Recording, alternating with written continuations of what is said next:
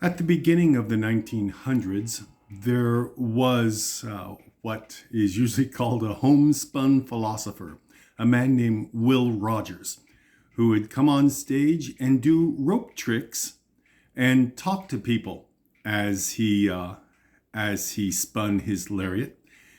One of his famous sayings was that Republicans are a party that is deeply entrenched in the belief that government is bad. And then they become elected to prove it. Ideas always have consequences. Ronald Reagan, the god of the Republican Party, has repeatedly said that government does not solve problems. Government is the problem. Now, Ronald Reagan was a wonderful actor, and he could tell jokes that were very, very funny at the expense of other people. But this idea that government is the problem that needs to be solved is just horrible. We don't get to choose between government and no government. We only get to choose between good government and bad government. Anytime any group of people, more than 12, get together and want to accomplish anything by working together, there will be some form of government. Anytime 50 people get together and want to accomplish anything by working together, there will be some form of taxes, whether in cash or in labor or in kind. There will be some form of taxation. In small communes, the government can be extremely strict. And if one person in that commune decides to work against the welfare of the whole, they will be shown the gates to that commune and hustled out of there.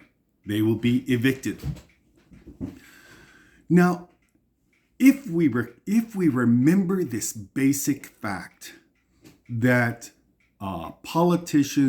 Republican leadership work under the misconception that government is the problem and the non sequitur that they are government and therefore they are, by their own working, the problem, then we understand why they don't care if there's a government shutdown through non-appropriations of funds. They don't care if the military leadership is not appointed. They don't care if government does not function, because that proves their point. By their working to cause their own government not to function, they are showing that government does not work. Or, on the other hand, you can approach it from the other direction and say, we're doing a good job by forcing government to be bad and not to function, because the more it does that, the more it proves we're right. That government is the problem, not the solution. This is heresy from a biblical point of view. Romans 12 clearly says that God appoints governments, but it's a mess. Just in any time you think about it for more than a few moments.